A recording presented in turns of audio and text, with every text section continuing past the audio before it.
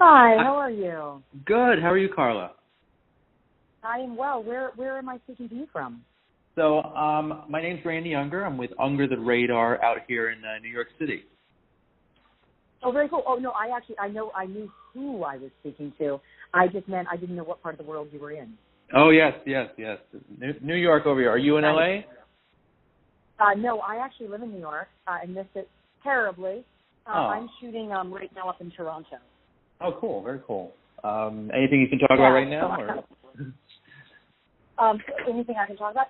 I'm filming a show that I'm extremely excited about called Jet that I am doing with Sebastian Gutierrez, who, as you know, directed Elizabeth Harvest, and it's a show very much in the vein of Elmore Leonard. It's called Jet, J-E-T-T, and we're doing it for Cinemax, HBO.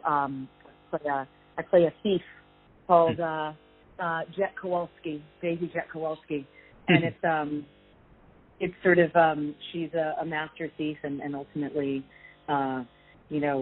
ends up making a huge mistake and having a child, and she becomes a liability, and it's also trying to figure out how to raise a child, and she's sort of much more like what you'd imagine Clint Eastwood trying to raise a child, or at least his screen persona, and then this particular, the first season is really the fallout of the proverbial last job that she's sort of forced to take out of prison, and it's Giancarlo Esposito and a bunch of really wonderful other actors that have just come on board. So we're up here for a number of months. But yeah, I'm really, it's something that I've been trying to get made for about 4 years, and we really found the right partners to do it. So I'm excited. Awesome. It sounds very exciting. I can't wait to see that. Yeah, so with Elizabeth Harvest, I saw the film the other night. I really enjoyed it. Very dark, very different, very out there. What attracted you to the project? It's interesting because Sebastian's writing. He is one of those writers that can write in almost any genre, and that's always so impressive to me, because I feel like as an actor, I'm an interpreter, and I still think it's sort of magic when you conjure a tale out of nothing. But I was really, in speaking of when he was sort of formulating the idea, he was explaining to me what he was interested in taking from Bluebeard, from that folktale, from that French folktale, and Angela Carter had written she had a compilation of stories, one of which is called The Bloody Chamber, and it was a short story that I really loved, and it was also the tale of Bluebeard. But as Sebastian was talking about it, he was saying, I want to do sort of a modern updating of it, and obviously because you've seen it, sort of where that goes. Yeah. And I think what intrigued me about it was, first of all, I don't seem to make decisions from an intellectual standpoint in regards to acting. It really is a gut instinct very often, and also working with people that I want to be working with. And in this case, Claire was a character that was extremely different than anyone that I played, and I was really intrigued to do that, and also to do that with Kieran Hines, who I love and have worked with also several times. And this was very much kind of, I'd never worked with, and I'd actually, funnily enough, worked with Becky Ann Baker, who was Dylan Baker's wife, who's a wonderful actress, and she and I had done, with Live Banner, we had done Suddenly last summer, at the Laura Pell in New York on stage. And so I had met Dylan Baker that way and been a fan of his for a while. And so as this was coming together, it really felt like a kind of, it was such it really is a chamber piece and a very small and intimate production. We shot it, interestingly enough, in Bogota, Colombia, virtually in one house, as you can tell. So it was definitely, you wanted to be surrounded by people that were both extremely talented and really enjoyable to be with. Right. Which was the case. But I guess, one of the things that really fascinated me about this is that notion, and it's an idea that's been explored in literature and film many times, but destroying the very thing you love the most. And why is it that human beings can tend to do that? And I was really intrigued by the character of Claire, because here's a woman who has looked at her life from a scientific perspective from a very young age, and she's brilliant and all of those things, but she finds herself in a web of a kind of love that she's never had herself, and, you know, continues to try to kind of justify it from a intellectual standpoint and make sense of it and find reason in something where there really is no reason. You know, it's a much more primal thing that's happening for Henry.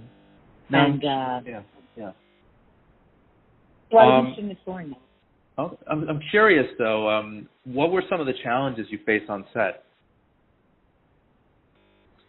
Well, and tell me do you have a context? I can definitely give you answers to that. But what makes you? Yeah, I'm curious as to specifically kind of what you're wondering about, because I might be able to be more specific.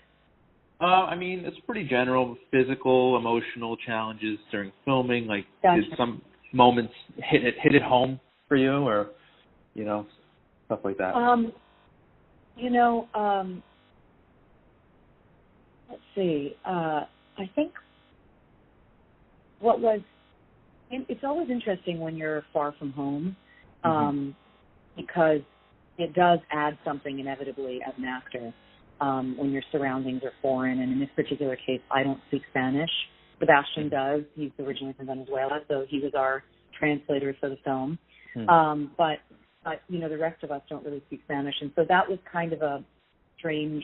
And by the way, the people of Bogota were so lovely, Great. and it was a really close experience in that way. But we did feel I felt very isolated, and I was intrigued by that notion with Claire. So that was a really nice kind of parallel. I would say the hardest thing for me is I sort of tend to wear my heart on my sleeve to some extent, and though I've played many characters that are quote unquote tough or more measured, or I think the hardest thing with her for me was the how far down she pushed her own needs and her own emotions and her relationship and her needs with Henry. You know, I think that there's some part of her that knows she's not capable of the kind of love he has for Elizabeth, and then to watch that unfold as it does, I think it's a real, you know, crisis of conscience for her. So for me, it was really about withholding. And withholding is much more difficult for me than you know, sort of exploring deep levels of emotion, which I remember when I was doing After the Fall, which was an Arthur Miller play, my first play on Broadway that Michael Mayer directed, and I remember him saying everybody else who auditioned for the part, I played the role of Maggie, based on Marilyn Monroe, who obviously Arthur was married to and knew very well.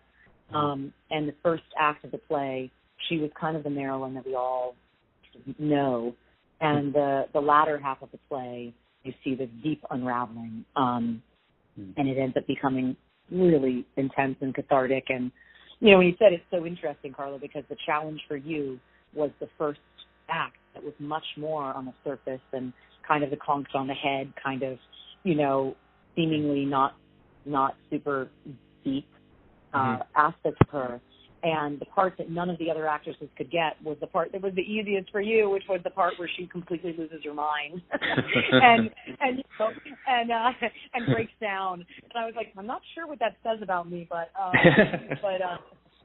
I think that a lot of my challenges were more working in a place that was very foreign, so everything works kind of differently, and then on an acting level was really kind of withholding. You know, it's interesting. I also think that, and I think it's really changing, but I think, you know, I came up in a generation where it was so rare to have, you know, there was obviously in the 50s we had very strong women in cinema that people went, you know, they drove the box office and people went to see them, and then there was a sort of phase where it was sort of like well, the man has to sort of headline the movie, and that's now changing, which is great. Right. But I do feel like, it's interesting as an actress where you oftentimes are filling in a lot of what's not there. And so therefore you're adding a lot of nuance to things that aren't on a page. And in this case, there was a lot there, and I just had to pull back. And so that was an interesting episode. Gotcha. Now, you've done lots of TV, film, theater. Do you prefer one over the other, or are they all kind of equal in your mind? It's interesting because I started as an actress in Los Angeles when I was 13, and so I started in film and television. Mm-hmm. And my dreams at that time were very influenced by film and television. So I'll always have a kind of an affinity for that.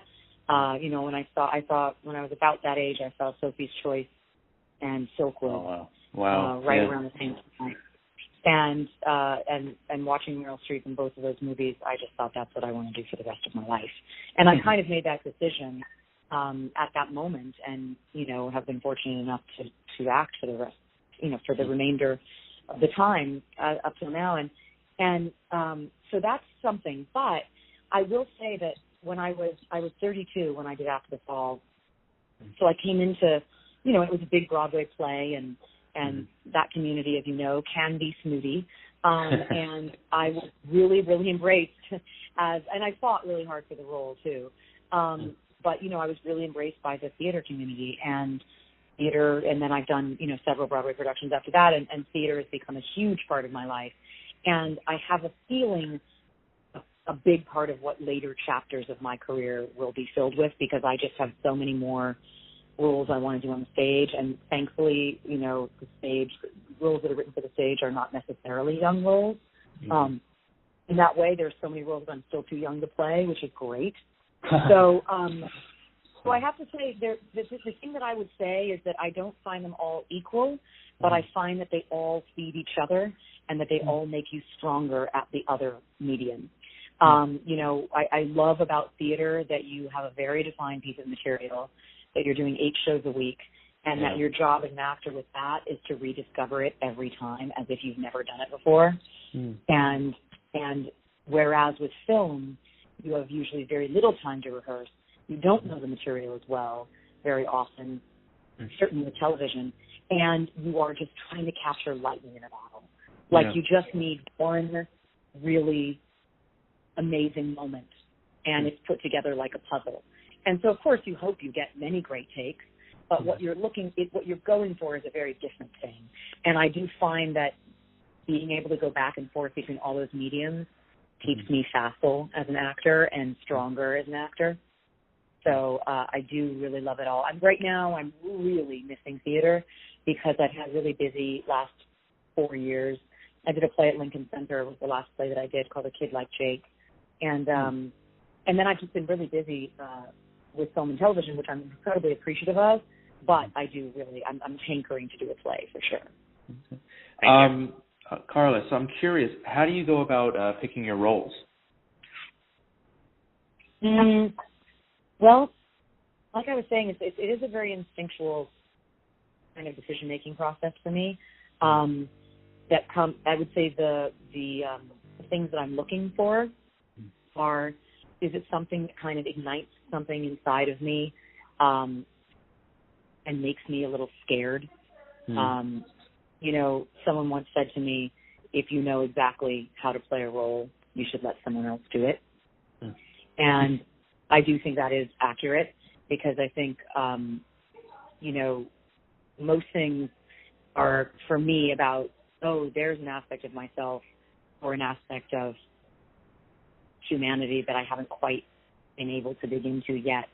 As an actor, I'd like to try to explore that.